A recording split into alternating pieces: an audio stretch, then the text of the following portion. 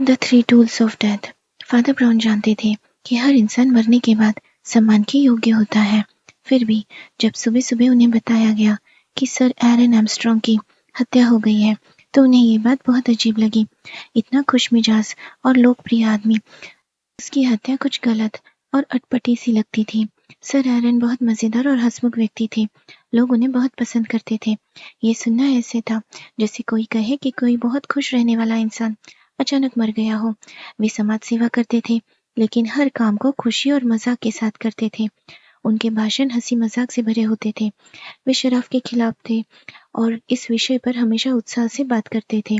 उनकी कहानी भी मशहूर थी कि कैसे वे बचपन में शराब की ओर चले गए थे, लेकिन बाद में उसे छोड़कर एक अच्छे इंसान बन गए।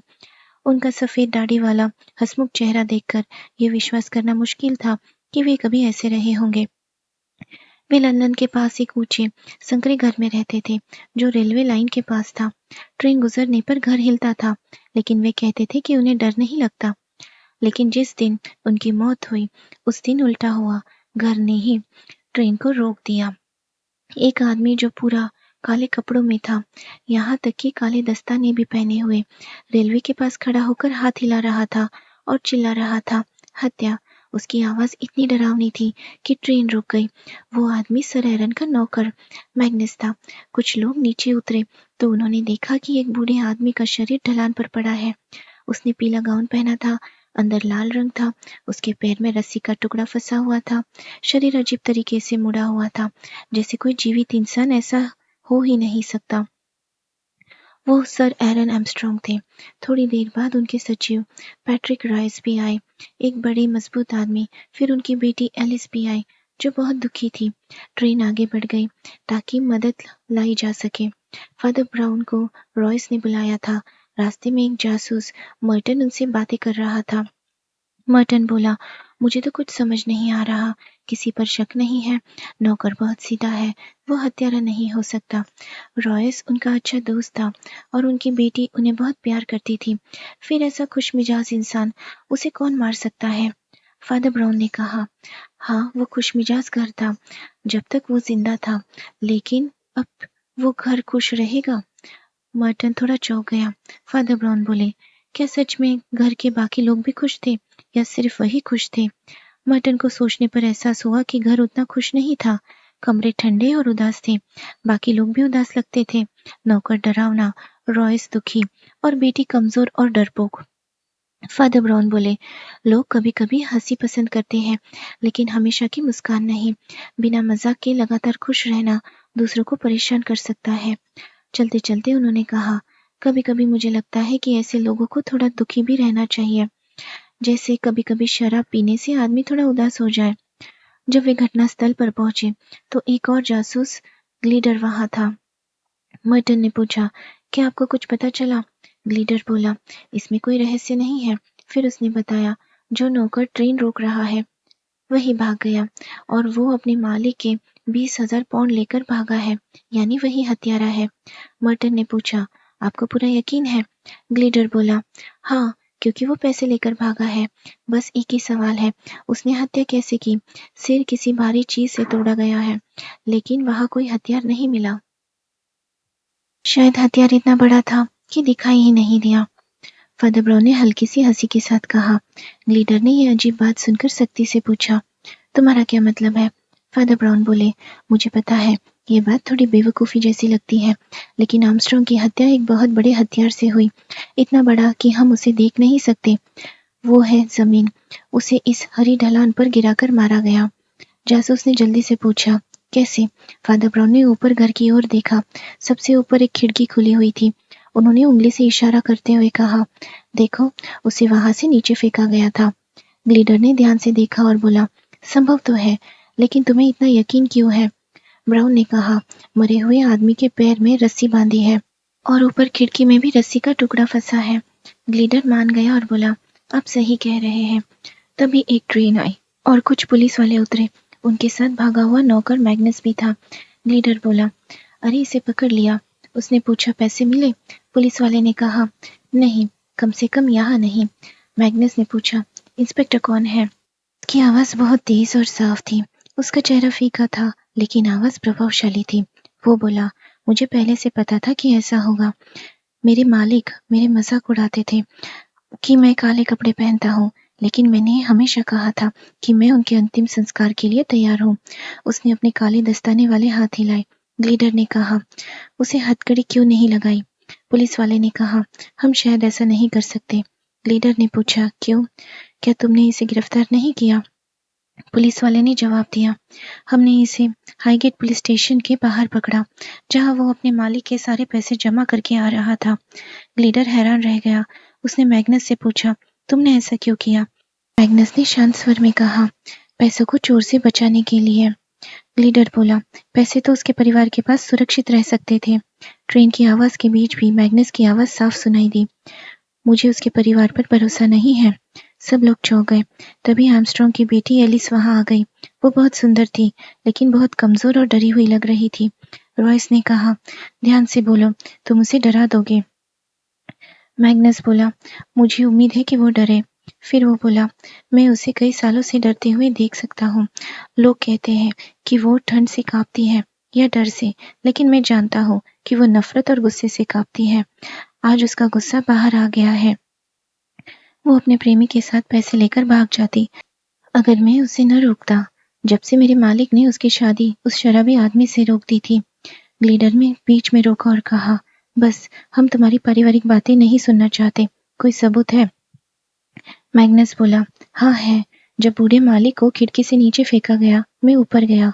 वहां मैंने उसकी बेटी को बेहोश पाया और उसके हाथ में खून लगा लाल खंजर था। उसने अपनी जेब से एक खंजर निकाला जिस पर खून लगा था और पुलिस को दे दिया। फिर वो पीछे हट गया और उसके चेहरे पर एक अजीब सी मुस्कान आ गई। टन उसे देखकर इतना घबरा गया कि उसे उल्टी जैसा महसूस होने लगा। उसने ग्लिडर से धीरे से कहा, आप में से आर्मस्ट्रांग की बात से ज्यादा उस आदमी की बात पर भरोसा कर रहे हैं, है ना? फादर ब्राउन ने अचानक अपना चेहरा उठाया और कहा, हाँ, लेकिन क्या मिस आर्मस्ट्रांग उसकी बात के खिलाफ कुछ कह भी रही है? लड़की अचानक चौंककर हल्की सी चीख पड़ी। सब लोग उसकी तरफ देखने लगे। उसका शरीर जैसे जड़ हो गया था, लेकिन उसके चेहरे पर गहरी हैरानी और डर दिख रहा था। ग्लिडर ने गंभीरता से कहा, यह आदमी कह रहा है कि हत्या के बाद तुम बेहोश हालात में चाकू पकड़े हुए मिली थी। एलिस ने शांत होकर जवाब दिया, वो सच कह रहा है। इतना सुनते ही पैट्रिक रॉयस आगे आया और बोला, अगर मुझे जानना ही है, पहले थोड़े मजे ले लो। उसने अचानक जोर से मुक्का मारकर मैग्नस को गिरा दिया। पुलिस तुरंत रॉयस को पकड़ने लगी। बाकी लोग हैरान थे, जैसे सब कुछ उल्टा पुल्टा हो गया हो। ग्लिडर ने सख्ती से कहा, ऐसा मत करो मिस्टर रॉयस, मैं तुम्हें मारपीट के लिए गिरफ्तार करूंगा।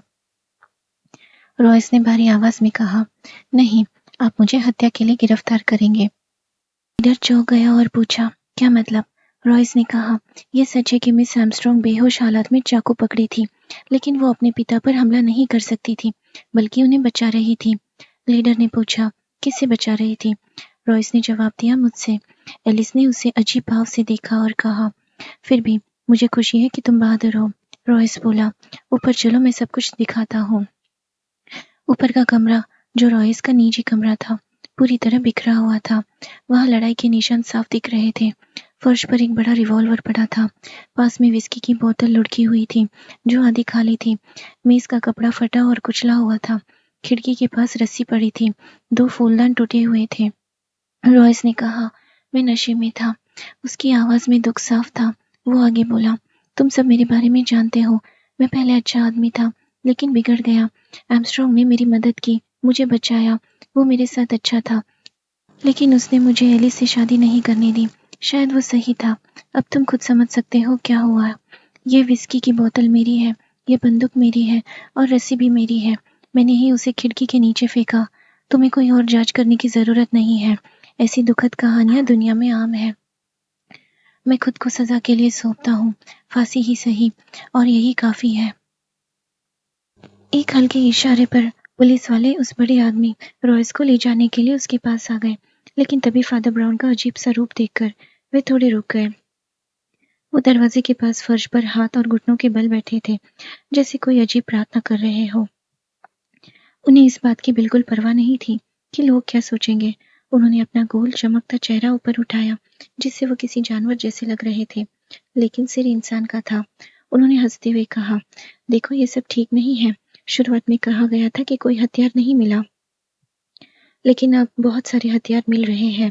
चाकू, रस्सी, बंदूक और आखिर में आदमी खिड़की से गिरकर मर गया। बात समझ में नहीं आती। फिर उन्होंने कहा, अब 3 बातें बिल्कुल गलत है। पहली, कारपेट में गोलियों के निशान। कोई भी आदमी जमीन पर गोली क्यों चलाएगा? नशे में आदमी दुश्मन के सिर पर गोली चलाता है, पैरों या जमीन पर नहीं। दूसरी, रस्सी। आदमी गले में रस्सी डालने की कोशिश करेगा, लेकिन पैर में क्यों फंसाएगा? रॉयस इतना नशे में नहीं था कि ऐसी बेवकूफ़ी भरा काम करे। तीसरी, विस्की की बोतल। अगर कोई शराबी है तो वो बोतल को ऐसे फेंक कर आधी छोड़ नहीं देगा, वो तो पूरी पीता। फिर वो खड़े हुए और रॉयस से बोले, मुझे माफ करना, लेकिन तुम्हारी कहानी गलत है। एलिस ने धीरे से कहा, क्या मैं आपसे अकेले में बात कर सकती हूँ? वो उसे अलग ले गई और बोली, आप समझदार हैं और पैट्रिक को बचाना चाहते हैं, लेकिन ये बेकार है। सच बहुत बुरा है और जितना आप जानेंगे उतना ही उसके खिलाफ जाएगा। फादर ब्राउन ने पूछा, क्यों? एलिस ने कहा, क्योंकि मैंने उसे खुद हत्या करते देखा है। ब्राउन ने शांत होकर पूछा, क्या देखा? एलिस बोली, मैं पास वाले कमरे में थी, दरवाजे बंद थे। अचानक मैंने एक डरावनी आवाज सुनी, नरक नरक। फिर गोली चली। जब मैं अंदर गई, कमरा धुएं में भरा हुआ था। पैट्रिक के हाथ में बंदूक थी और मैंने उसे गोली चलाते देखा। फिर वो मेरे पिता पर टूट पड़ा, जो खिड़की पकड़े हुए थे। उसने रस्सी से उनका गला दबाने की कोशिश की, लेकिन रस्सी फिसलकर उनके पैर में फंस गई। वो उन्हें घसीटने लगा। मैंने चाकू उठाकर रस्सी काट दी और फिर मैं बेहोश हो गई। फादर ब्राउन ने शांत स्वर में कहा, समझ गया, धन्यवाद। लड़की भावुक होकर कमजोर पड़ गई। फादर ब्राउन दूसरे कमरे में गए, जहां ग्लीडर, मर्टन और रॉयस बैठे थे। उन्होंने इंस्पेक्टर से कहा, क्या मैं कैदी से बात कर सकता हूँ? और क्या आप थोड़ी देर के लिए उसकी हथकड़ी खोल सकते हैं? मर्टन ने कहा, वो बहुत ताकतवर आदमी है, क्यों खोलना चाहते हो? फादर ब्राउन ने विनम्रता से कहा, मैं उसे हाथ मिलाना चाहता हूँ। दोनों जासूस हैरान रह गए। फादर ब्राउन बोले, क्या आप उन्हें सच नहीं बताएंगे? रॉयस चुप रहा। तो फादर ब्राउन बोले, ठीक है, मैं बताता हूँ। लोगों की इज्जत से ज्यादा जरूरी सच्चाई है। मैं जीवित लोगों को बचाना चाहता हूँ। फिर वो खिड़की के पास गए और बाहर देखते हुए बोले, मैंने कहा था कि यहाँ बहुत सारे हथियार हैं, लेकिन एक ही मौत हुई है। अब मैं कहता हूँ ये हथियार नहीं थे और इनसे हत्या नहीं हुई। ये सब चीजें, रस्सी, चाकू, बंदूक, असल में किसी को मारने के लिए नहीं, बल्कि बचाने के लिए इस्तेमाल हुई थी। लीडर ने हैरानी से पूछा, बचाने के लिए? किससे? फादर ब्राउन ने कहा, खुद उससे।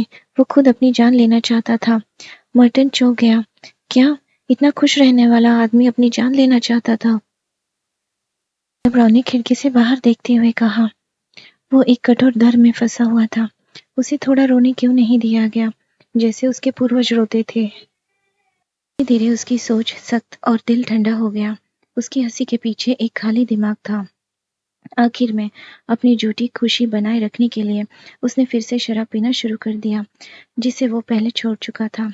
लेकिन एक सच्चे शराब न पीने वाले के लिए शराब बहुत डरावनी होती है। वो उसी डरावनी हालत की कल्पना करता है जिससे वो दूसरों को बचने को कहता है। बेचारा आर्मस्ट्रॉन्ग अचानक उसी हालत में पहुंच गया। आज सुबह वो यहाँ बैठकर चिल्ला रहा था, वो नरक में है, इतनी अजीब आवाज में कि उसकी बेटी उसे पहचान नहीं पाई। वो मरना चाहता था। पागलपन में उसने अपने आसपास कई तरह के मौत के साधन रख लिए थे, रस्सी, रिवॉल्वर और चाकू। तभी रॉयस अचानक अंदर आया और तुरंत समझ गया।